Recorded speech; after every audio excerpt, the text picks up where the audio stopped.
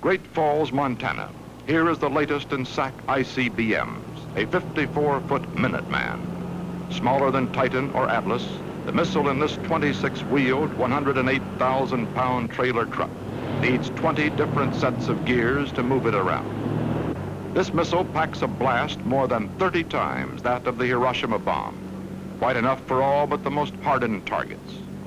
Minuteman is simple. Where Titan and Atlas use liquid propellants with pumps, pipes, valves, Minuteman uses solid fuel. It needs no plumbing. Once placed in its silo, no one need go near a Minuteman for months. A small installation crew using the trailer can slide a Minuteman into place.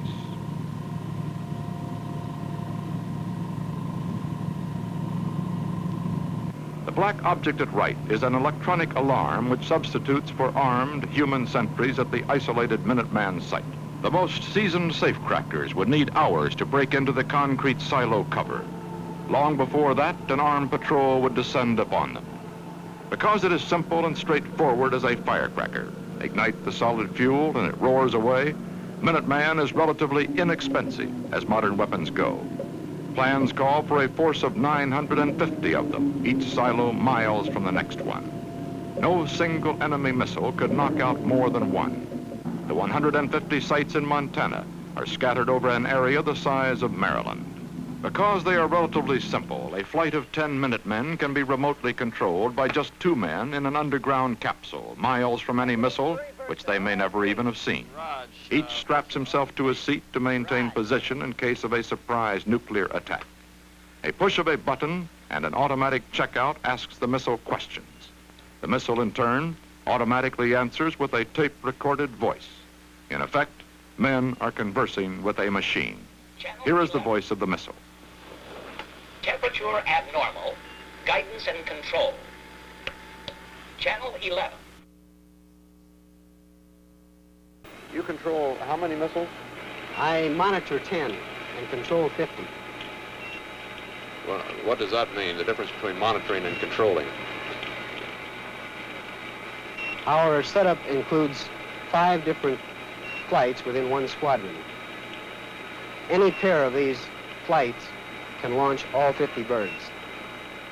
On the other hand, I have only 10 missiles within my squadron to monitor and keep status on. Can you yourself launch any of these birds? Not by myself, sir. First of all, it requires 2 of us in this one capsule to agree. And secondly, we must get another vote, that is another pair of control officers to agree in one other capsule within our squadron. How does that word come to you? And what takes place here, actually, if that dire word comes? Well, of course, only the President can authorize the use of nuclear weapons. It goes down through the Joint Chiefs of Staff, and then to SAC headquarters, of course, and then directly to us. Your contact is from SAC headquarters? That is correct. It's not a question of the President himself getting on the phone to you, sitting out here. Our orders will come from SAC, with no intermediate headquarters relaying. And of course, we must come to an agreement with the people in the other capsules within our squadron before anything can be launched. Well, this is a word-of-mouth agreement between you and the other capsule control center. That is correct. We must have received valid, authentic orders. And then what security is there in simultaneous pushing of buttons or whatever you do to actually get the missile out of the silo? Well, these buttons must be pushed simultaneously. In other words, by myself, I could not hit both buttons and submit a launch vote from this position. You couldn't get, in other words, from your position here over to the position at the other console? That is correct. It takes both of us to initiate one launch vote. That's why I assume you're separated as you are here. That's correct. Do you know the targets on which the birds in your squadron are aimed? No, sir, I do not. Does anybody in the squadron or in the command know, or is that secret held only in Washington, say? No one in the squadron knows. As for the command, yes, I believe someone in the command knows. Does the weight of this awesome responsibility and being able to push that button prey on you? No, sir, it doesn't. Captain, can you tell us just how you would go about firing one of the birds out there in the silo? Is it one of those buttons up there you're going to punch? Well, Walter, it's not really a button at all. It's a key that has to be turned. This key is rigidly controlled, and it must be inserted in this thing over here, which is normally in the safe position, meaning that the cover itself is wired in place. The cover must be removed, the key inserted, and then the launch vote can be given, but only with the assistance of the deputy, who has another key and another lock. And you have to turn those keys simultaneously. Yes, sir. And one other control position has to turn their keys simultaneously. That is so correct. 4 of you have to turn the keys. That's right. Well, from the time you turn that key until the bird flies from the silo on its way toward target, how long does it take? 32 seconds. We're all cocked and ready. I noticed you wear a sidearm. That's correct. Excuse me. Checklist. Security violation. Buzzer release alarm number 1 on caution light. Noted. Reset. Security violated. Outer security. LF4. Okay. Missile status indicator launcher lamp test. LF4. Accomplished. Time on that. I have 3:09.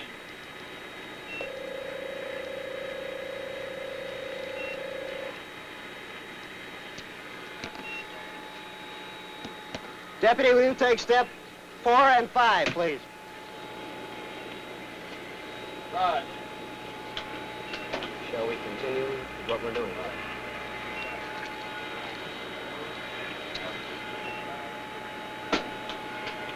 As you can see, most of our actions down here are pretty well guided by a checklist. What was that?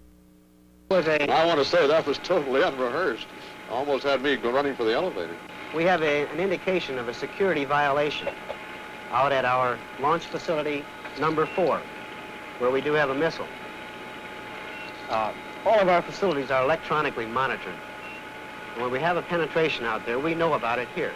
We get a light indication, and we get the buzzer, which you heard. When this occurs... you mean you've got a kind of electronic guard system, if anybody passes through it, it sets off this alarm? That's correct. Well, now, how did you check that out? How do you know that somebody's not in that facility? I don't know this yet.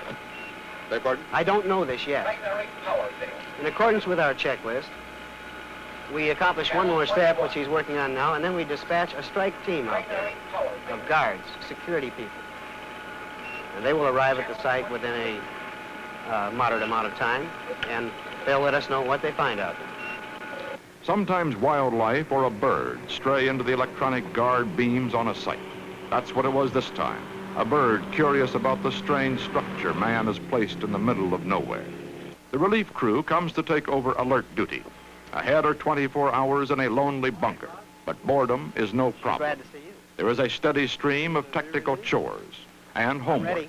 Every officer manning Montana silos is working toward a master's degree. Cooperative launch switch. Secured seal. Secured seal. Launch enable switches. Only when the relief has been checked out on the status of equipment will the keys that fire the missile be passed, and with them an incalculable responsibility that goes with each little piece of metal. R-40 is ready to accept command. Roger, Deputy. On my count of 3, we'll transfer launch keys.